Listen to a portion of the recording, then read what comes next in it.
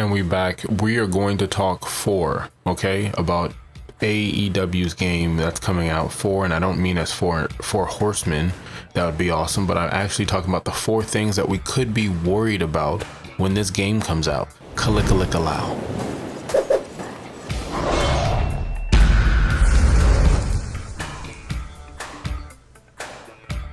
All right, now when I say worried, I don't really mean maybe worried, maybe concerned, maybe question mark, but maybe we're just not talking about these things that could, could be something down the road. But in the meantime, hit the subscribe button, hit the like button, 3 comments, brand new channel, just started in October.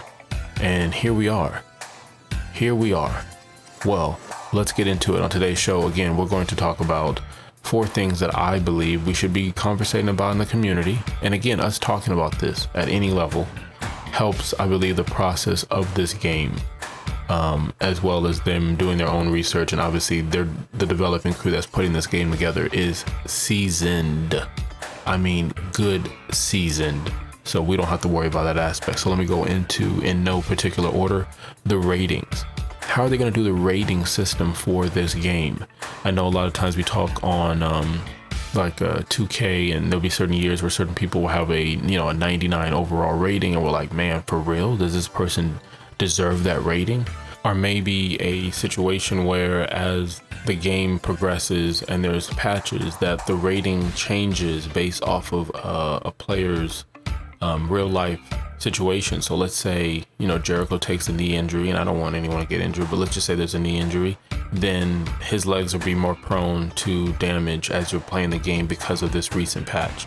And obviously he's off, he's not on the roster because of this injury. So we're just going to make it like that. Now, obviously you'll get the option to change that, but Madden has done that over the years where they'll say, do you want to keep pre-existing injuries, or do you want to take that off and just, start from scratch? So having a conversation about the rating system, I'm just curious on how they're doing it. It doesn't, in my opinion, doesn't have to be too detailed, because I think when 2K does that, it goes really into the sim part of it. And I think fans really want something that might not be full arcade, but I don't know if you guys remember a game called WWE Raw. I think it was on, was it Sega 32? But it was on multiple stuff. I think it was on arcade as well, but it was a game called WWF Raw, and I might be able to get gameplay. I might actually turn it on and play it in the background. But that game had a very simple rating system, and no, it wasn't. I mean, at the time, it was a blast. But I think if you just keep the rating simple, keep it simple, just like the button config that I'm looking for, keep it simple, I think you get more people to play it. Moving on to the next one. What ukes are we getting? Now, I know we're getting the history of what the developing crew is doing and what they've been doing, and the history and what they have brings a lot of knowledge and expertise in it versus starting with a brand new company or your own company, or things of that nature. And a lot of people are concerned with looking at the collection of games they put out. And if you look at the later games, I understand your concern. But my idea on it is, and what I mean later games, are talking about the 2K games, how they've done all of them, I think all the way until 2K19. And then you're like, man, the games weren't good. They were buggy. They were this, they were that. You've got to realize, in my opinion, I don't want to say realize in my opinion, but in my opinion, how I view this is 2K was running the show. And I don't think 2K wanted necessarily this developing crew in it. They were really transitioning to move on to their own crew to develop this game, because a lot of companies do that. A lot of companies like to have their own developmental crew working on it because it's more cost efficient. It really is. I mean, you're running your own business. What do you think is going to cost you less money? Hiring outside or hiring family members? It is what it is. It's the same way that a lot of AAA companies and games that come out, they develop on these engines, and you're like, man, why can't everybody just use Unreal Engine? And I don't know anything about building a game, but they design their own engines, and then they keep crafting and adjusting them and making them better because the cost efficient. It's their engine. It doesn't cost to use anything, I'm pretty sure, down the line. And so I think it would be interesting if if we just realize, hey, look, Ukes was trying to add in microtransactions, something they really never did before other than when 2K came in, and putting out a game year after year without adding anything new to the wheel. So I think this is different. And like I said, they were trying to come up with their own developmental team on the side to come up with something different in wrestling, and they wanted a challenge. And here goes the challenge. The only thing I would ask is, please do not let this game come out faster than it needs to. There's too many games, live service and not, that are coming out rushed, and you want the fan base to stay with it. And wrestling in general right now, just, and I'm not taking a shot at anybody, it just doesn't have the same fan base it had in the 90s or the 80s, where you bought a video game and that's what helped the brand, because you played, it was a fighting game and you just wanted to play a fighting game. It's like, what is this game? It's blah, blah, blah, blah. And you're like, I don't watch wrestling. Yeah, but it's a fighting game. All right, let's play. And then you played it so much where you liked the wrestler, and before you know it, you're watching that program. So this can help.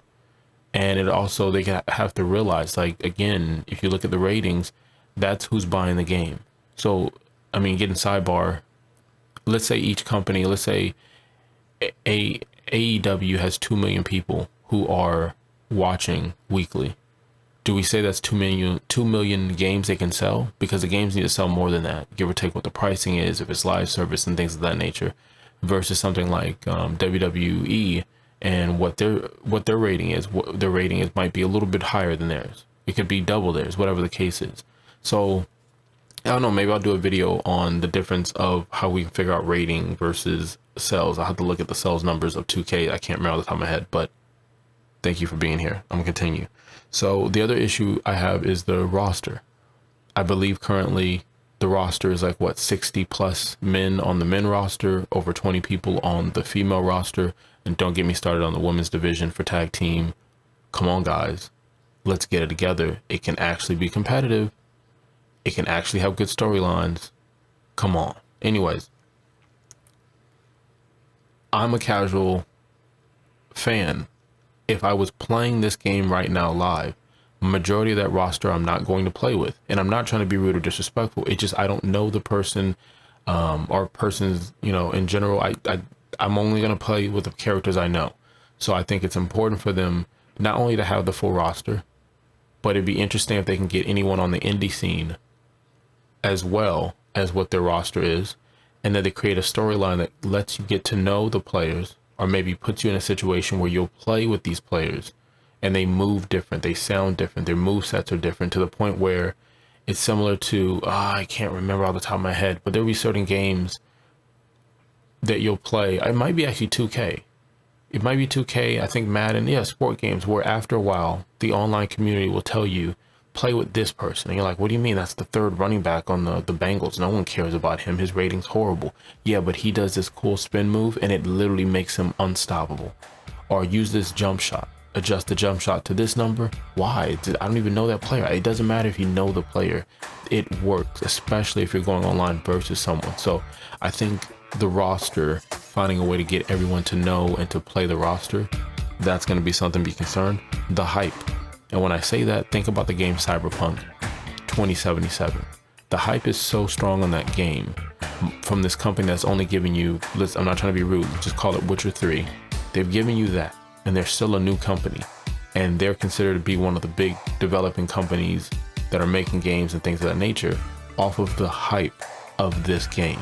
To the point that when they move the street date back and they put this game out, eventually it's supposed to come out December 10th, I believe. If this game isn't to the level that it is, it'll be the definition of how hype could go terribly wrong. And I will play that game, and you will see coverage on this channel because I am hyped about that game.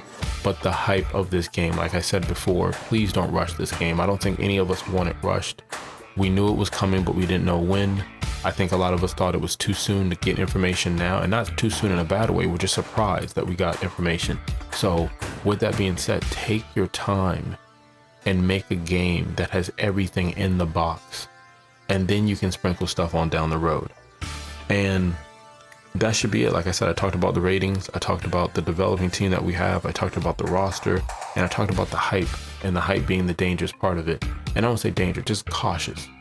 So we don't have information. We're just speculating at this point. So I'm also speculating that you're going to hit the subscribe button, the like button. Let's go for 3 likes. And thank you. You could have been anywhere in the world, but you're here. You are awesome. And if you're not awesome today, you have an opportunity to be awesome tomorrow. I hope everything's going good on your end. Till next time, Kalika-lika-lao.